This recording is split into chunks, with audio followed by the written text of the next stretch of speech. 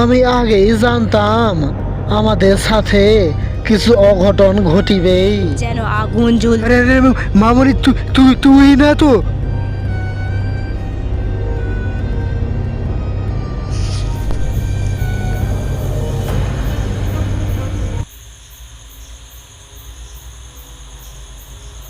আজকে দোকান থেকে ফিরতে অনেকটা রাত হয়ে গেল বাপু।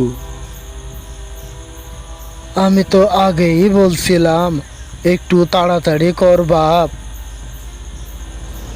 এই তো হিসাবপত্র করতে অনেকটা রাত হয়ে গেল, বুঝতে পারিনি এত রাত হয়ে যাবে। ঠিক আছে ঠিক আছে, একটু তাড়াতাড়ি পা চালাইয়া যাই। ভেগু ও রঘু অন্ধকারে একটু তাড়াতাড়ি পা চালালো, যাতে ওই তেঁতুল গাছের পাশ দিয়ে তাড়াতাড়ি যেতে পারে, না হলে তাদের অনেক সমস্যার সম্মুখীন হতে হবে।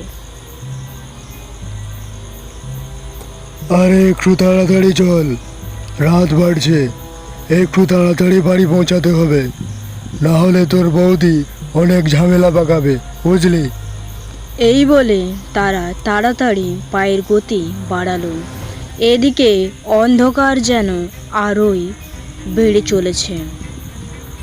অন্ধকারে সেই ঝিঝি পোকার ডাক কোথায় গায়েব হয়ে গেল, কেবলমাত্র তাদের পায়ের আওয়াজটাই শোনা যাচ্ছে। সেই সময় একটা মরা বিড়াল তাদের সামনে এসে পড়ে। আমি আগেই জানতাম আমাদের সাথে কিছু অঘটন ঘটিবেই। কি করব বাপ, আমার কি দোষ? আমি বুঝতে পারিনি এত রাত হয়ে যাবে। সেই সময় অন্ধকারে অস্পষ্টভাবে তারা দেখতে পায় এক নারী। যখন তারা ভালো করে দেখে, তখন নারী রূপে এক পিশাচিনী তাদের সামনে দাঁড়িয়ে আছে। তার চোখে যেন আগুন জ্বলছে, গা হাত পচে গিয়ে দুর্গন্ধ বেরাচ্ছে, তার মুখ দিয়ে রক্ত ঝরছে। তাকে দেখতে বীভৎস ভয়ঙ্কর। রঘু আর ভেগু বলতে লাগলো, আরে আরে আরে মামনি, তুই তুই তুই না তো? হ্যাঁ আমি। মনে আছে তো ওই দিনের কথা? নারী কখনো বোঝ হয় না কারোর উপর। আমার বাবা মা ধন সম্পত্তি আমার জন্য রেখে দিয়ে গেছে, তোরা কি করলি? এবার তোদেরকে মরতে হবে। না না না না মামনি, আমাদের মারিস না, আমাদের অনেক বড় ভুল হয়ে গেছে, আমাদের মারিস না মামনি। রঘু আর ভেগু ভয়ে কাঁপতে কাঁপতে মামনির কাছে প্রাণ ভিক্ষা চাইছে।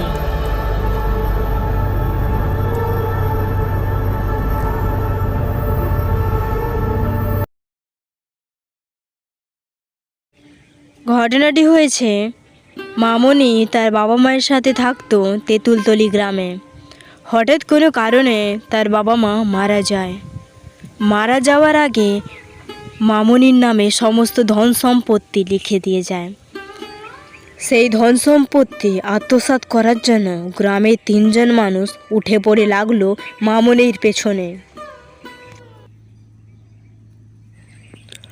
ওই জায়গাগুলো কিভাবে দখল করিব, এইসব ব্যাপারে তোরা কিছু আলোচনা করেছিস? ওকে কোনো বড় ষড়যন্ত্রে ফাঁসাতেই হবে। আরে সাধন, আরে তুই কি যুক্তি করলি? আমাদেরকেও কিছু বল। যদি বলি ওই মেয়েটা ব্যবসা আর জাদুবিদ্যা করে, এটার মধ্যে ফাঁসাই, তাহলে কেমন হবে বল? যদি মামনিকে ফাঁসিয়ে যদি প্রমাণ করে দিই, তাহলে হয়ে যাবে। আর গ্রামের প্রত্যেক মানুষ আমাকে এমনিতেই বিশ্বাস করে। এই বলে তারা 3জন আরও যুক্তিতে মেতে ওঠে, ষড়যন্ত্র গভীর করতে থাকে।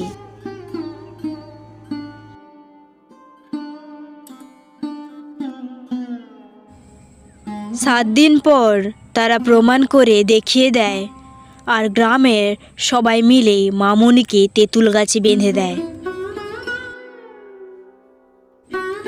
তোমরা ঈশ্বরকে ভয় করো, আমি নির্দোষী, আমি নোংরামি করিনি, আমি জাদুবিদ্যা করিনি, আমাকে কেউ ফাঁসাচ্ছে।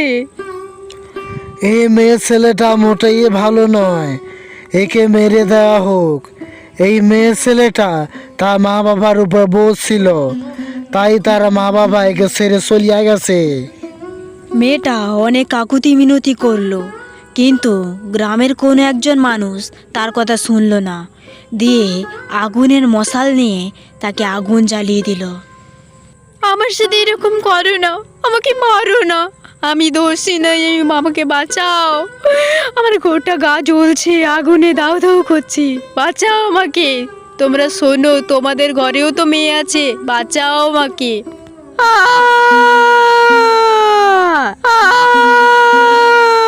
কি রে রঘুবিঘু, 2 টাকার সম্পত্তির লোভে আমাকে মেরে দিলি। এবার তোর সাথে কি করা যায় বল।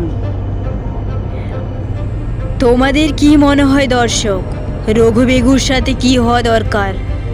আজকে কিছু মানুষ সামান্য অর্থের লোভে কত মানুষকেই মেরে দিচ্ছে। তোমরা সবাই ঐশ্বরের চোখ দিয়ে দেখো, আর অন্যায় কারুর করো না, আর অন্যায় কারুর সও না, ন্যায় থাকো, ঈশ্বর তোমায় দেখবে। বন্ধুরা, যদি গল্পটি ভালো লেগে থাকে চ্যানেলটিকে সাবস্ক্রাইব করবে আর লাইক করে আমাদের পাশে থাকবে। নতুন নতুন ভিডিও দেখার জন্য বেল আইকন অন করে রাখবে।